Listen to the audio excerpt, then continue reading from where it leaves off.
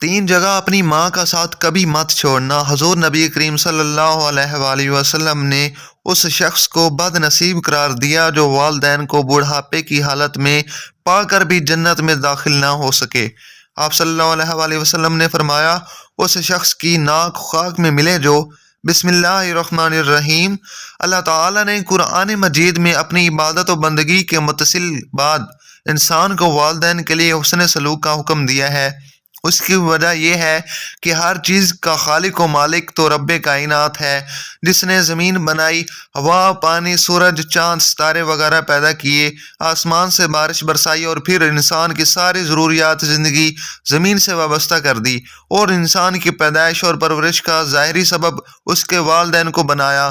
ماں راتوں کو جاگ کر اپنا آرام اپنے بچے پر قربان کرتی ہے اور اپنے بچے پر قربان کرتی ہے۔ باپ اپنے بیٹے کو اور اس کی ماں کی اخراجات پورے کرنے کے لیے دن بھر محنت و مزدوری کرتا ہے۔ اگر اللہ تعالیٰ نے والدین کے دل میں ان کی اولاد کے لیے بے پناہ محبت اور احسار کا جذبہ نہ رکھا ہوتا تو یقیناً بچے کی صحیح معنوں میں پرورش تربیت نہ ہو پاتی۔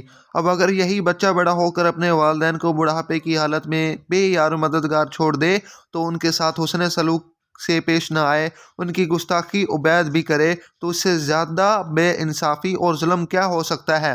دین اسلام میں والدین کے ساتھ حسن سلوک کی شدید تاکید کی گئی ہے اور ان سے بدسلوکی کرنے سے منع کیا گیا ہے، اور آپ سے حکم اتنا بڑا ہے، یعنی آپ کے بارے میں اتنا اللہ تعالیٰ نے حکم دیا ہے کہ اپنے حق کے ساتھ والدین کے حق میں بیان فرمایا ہے، یعنی مخلوق خدا میں حق کے والدین کو ماں کی تمام حقوق پر ترجیح دی ہے۔ اسی طرح حضور نبی کریم صلی اللہ علیہ وسلم نے بھی والدین کی نافرمانی کرنے اور انہیں اذیت و تکلیف پہنچانے کو کبیرہ گناہ قرار دیا ہے۔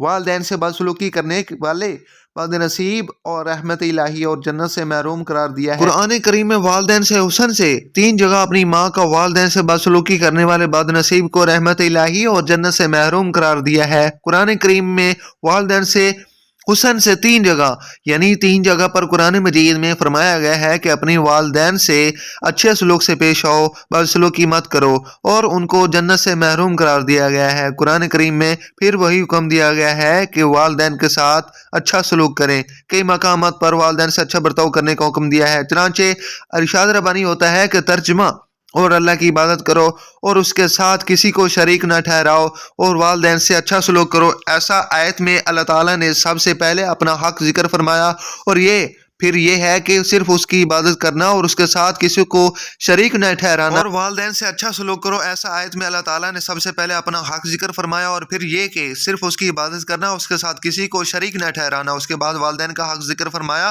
کہ ان سے اچھا برتاؤ کرو، تین بار یہی ذکر کیا گیا۔ اس کے بعد رشتہ دار ہوں، یتیم ہوں، مسکینوں، مسافروں اور پڑوسیوں وغیرہ کا حق ذکر فرمایا۔ اس بات کی دلیل ہے کہ اللہ تعالیٰ کے حق کے بعد سب سے پہلا حق والدین کا ہے، یعنی حقوق العباد میں سب سے مقدم حق کے والدین ہے۔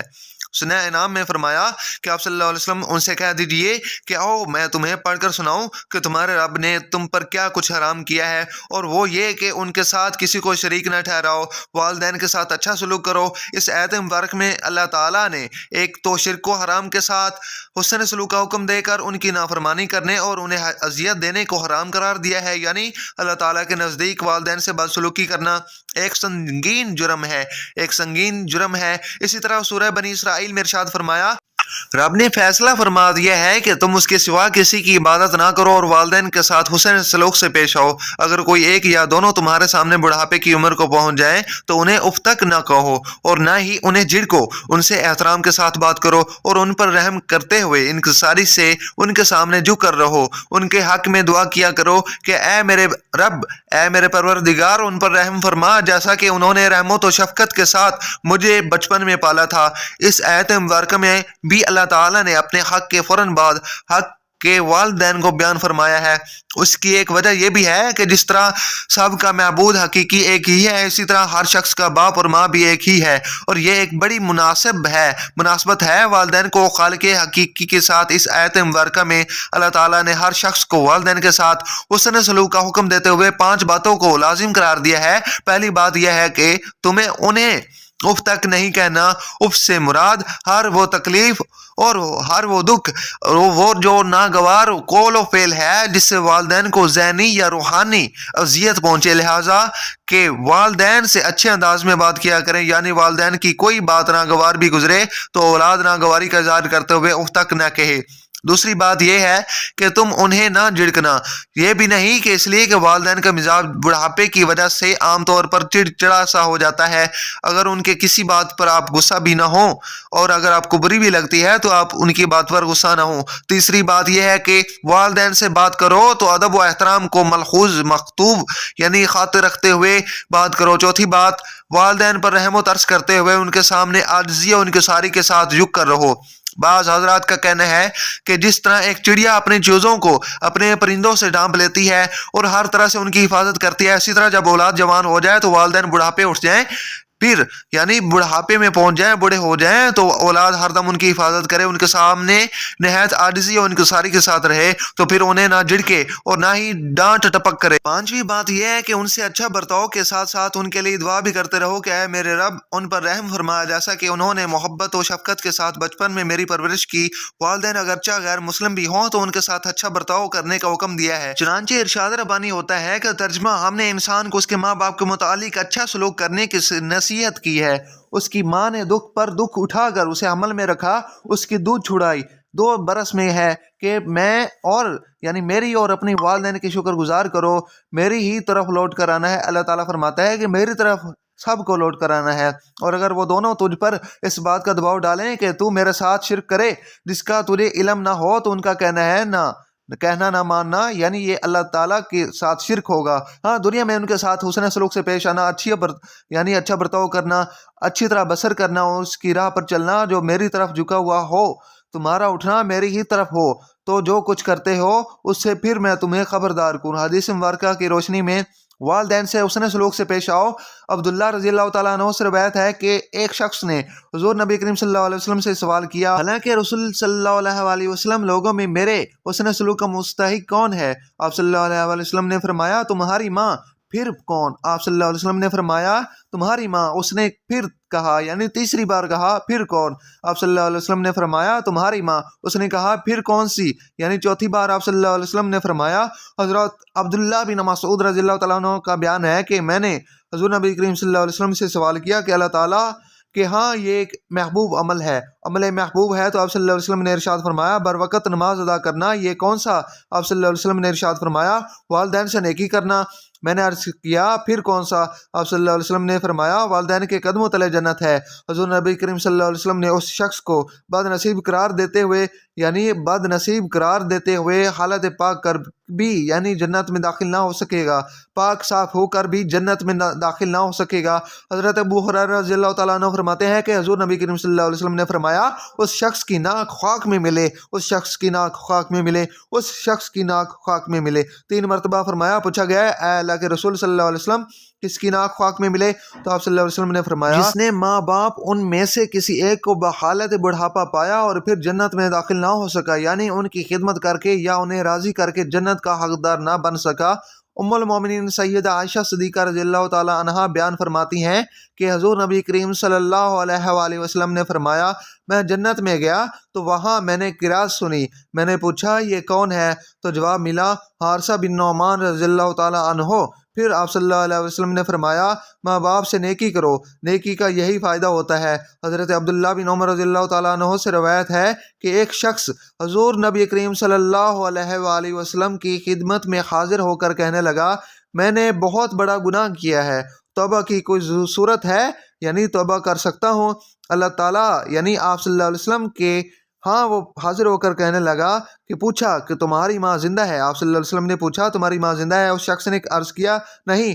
آپ صلی اللہ علیہ وسلم نے فرمایا کہ تمہاری خالہ ہے، پس ان سے حسن سلوک کرو، اللہ تعالیٰ تجھے معاف فرما دیں گے۔ عبداللہ بن عمر رضی اللہ تعالیٰ عنہ سے روایت ہے کہ حضور نبی کریم صلی اللہ علیہ وسلم نے فرمایا رات میں پیدل جا رہے تھے کہ اچانک بارش ہو گئی جس کی وجہ سے انہیں پہاڑ کی ایک غار میں پناہ لینی پڑی۔ جب وہ غار کے اندر چلے گئے تو پہاڑ سے ایک پتھر غار کے منہ پر آ گرا، جس سے غار کا منہ بند ہو گیا۔ اب وہ آپس میں کہنے لگے، دیکھو وہ نیک صالح اعمال جتنے تم نے کیے ہوں، آج اعمال کو اللہ تعالیٰ کے سامنے پیش کر کے دعا کرو، شاید وہ ہمیں اس مشکل سے نجات دے۔ چنانچہ ان میں سے ایک شخص نے دعا کرتے ہوئے کہا، میرے والدین سے اور میرے چھوٹے چھوٹے بچے بھی تھے، یعنی میں بکریاں چرایا کرتا تھا۔ جب بکریاں چرا کر واپس آتا تو شام کو جو بھی دودھ لے کر آتا تو جب گھر لوٹتا تو سب سے پہلے اپنے بوڑھے والدین کو دودھ پیش کرتا، پھر اپنے بچوں کو دیتا۔ ایک دن میں چراگاہ دور ہونے کی وجہ سے گھر تاخیر سے پہنچا تو میں نے دیکھا کہ میرے والد سو گئے ہیں۔ ان کا انتظار کرنے لگا اور میں اس بات کو ناپسند کرتا تھا